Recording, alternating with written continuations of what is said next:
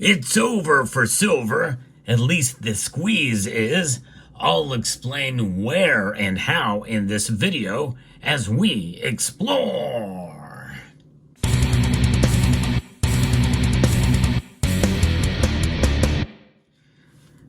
would like you to explore a new bullion dealer called Summit Metals. They have very competitive prices on gold and silver products, a very friendly service, and a great shipping. So check out my friends at summitmetals.com. Gold and silver are metals that certainly are very complex in terms of the market. But right now, this year, we have seen them move in dramatic flare up multiple times above inflation rate for this year. In fact, they've even beaten inflation over the past 4 years. That is quite telling, I would say. They both have done very well, especially gold as it's reached its all-time high in nominal dollars. Notwithstanding, the markets are complex, and especially for silver, because silver is a metal that has other uses other than just being stored somewhere. It is consumed, and that consumption and that demand is much more complex in many ways than the gold market. I think that's one of the reasons why the derivatives are so far inflated above gold. But right now, I'm going to be referencing a piece here from the CME group that gives us an outline as to what's going on in the silver market, in China specifically, because those premiums have fallen off a cliff, which indicates that indeed the Chinese silver squeeze is over. Globally, we know that gold has been on a bull run since late 2022 amid strong central bank buying, a weakening dollar, rising geopolitical tensions, and expectations for the Federal Reserve to cut interest rates that materialized and recently at the last meeting. And at the same time, prices in China experienced even greater volatility. With the Shanghai gold premium, the differential between the domestic price in China and international prices exhibiting extreme movements. And that is for sure. And that could be as well translated directly to silver. Because remember, I reported on this channel some time ago that as the Chinese government, the CCP, has been encouraging its own citizens to buy gold, since gold's price went through the roof, they shifted and encouraged their citizens to buy silver too. And of course, silver is needed for a lot of applications, especially in China with photovoltaics and the like. And China importing a lot of unrefined silver into those markets. That has caused the premiums in the Shanghai Gold Exchange to skyrocket. But now it's a different matter. In fact, when we look at what's happening, as I record this video here, it is over the weekend, and the silver price is sitting at $33.77 in the Western markets. In China, it's at $33.88. A much dramatic fall in the premium price, which means that silver in China was trading for a couple of dollars more than it was here in the United States. So that is something.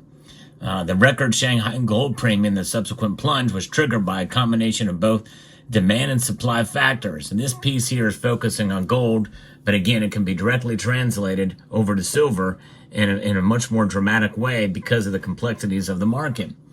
Gold has been a beloved commodity in Chinese culture, and the country accounts for about 1/3 of global gold demand. As a symbol of wealth, store, and value and investment tool, gold is widely held in many forms, including jewelry, as well as coins and bars in China. The ongoing global gold price rally since late 2022 probably made gold even more attractive, especially compared to the lukewarm domestic stock markets and troubled property segments. Both traditionally popular investment options, China's central bank has also been a significant buyer of gold, although it has paused purchases in recent months, as I reported on this channel. Now, on the supply side, a short-term shortage was created by government intervention in the middle of 2023. The Chinese yuan has been depreciating since the beginning of the year amid a tightening of monetary policy by most central banks and eventually reached a multi-year low in September. As safe haven gold is also utilized as a currency hedge, China's central bank decided to tighten gold import quotas to defend the weakening yuan. And I think that was even more so the case with silver as well, as there's been a lot of silver demand that has come into China, and that has caused the premiums to go up as well too. And so you can take that as far as a safe haven gold, like what central banks are doing. A lot of that can be translated to silver as well, on top of the industrial demand needed for silver in China. And I think that's really quite telling here as we see both of those premiums drop off the face of a cliff, essentially. The strong Chinese demand combined with the supply disruption facilitated a sharp upward movement in the Shanghai gold and silver premium, which eventually set a record high. This import ban was lifted shortly thereafter and the premium subsided. But the Chinese gold market stayed elevated against international benchmarks into the first quarter of 2024, with the premium largely trading in the $20 to $50 range. And for silver, it was a couple of dollars, $2, $3 higher. Since the premium hit the record high, CME Group Shanghai gold futures have gradually gained interest. Combined volume with both the yuan denominated and dollar denominated Shanghai gold futures contracts average about 1 metric ton per day and account for roughly 35 to 65% of the trading volume, respectively. The two products can be used together to express views on the exchange rate there. The dollar-denominated contract is often utilized with the benchmark gold futures to manage the spread between China international gold prices, which creates an arbitrage opportunity. The first quarter of 2024 continued. The market soon started to show a slowdown in demand as jewelry consumption was impacted. By the way, there's a lot of silver jewelry as well, especially in India, but regardless in China too, likely by weak consumer confidence and rising gold prices, which is why the CCP encouraged the citizens to buy silver. By the end of the second quarter of 2024, the price of gold in the Shanghai Gold Exchange was trading at around 550 Chinese yuan per gram, which is about 15% higher compared to the price of the height of the Shanghai gold premiums back in September of 2023. But data from the World Gold Council, China's consumer gold demand in the first 3 months of 2024 reached 309 tons. That was the strongest first quarter since 2014. Wow, that is something. It softened in the second quarter to a total of 174.4 tons, registering a 9% year-on-year decrease. A similar pattern can be observed in the monthly gold withdrawals from the Shanghai Gold Exchange, meaning that the demand for Chinese New Year in January of 2024 saw the largest ever loadout of 271 tons. Withdrawals, however, flattened and continued shrinking in the following months, with May, June, and July figures all below 90 tons. The diminishing withdrawals coincide with a slowdown in local gold demand and reflected on the lower Shanghai gold premium.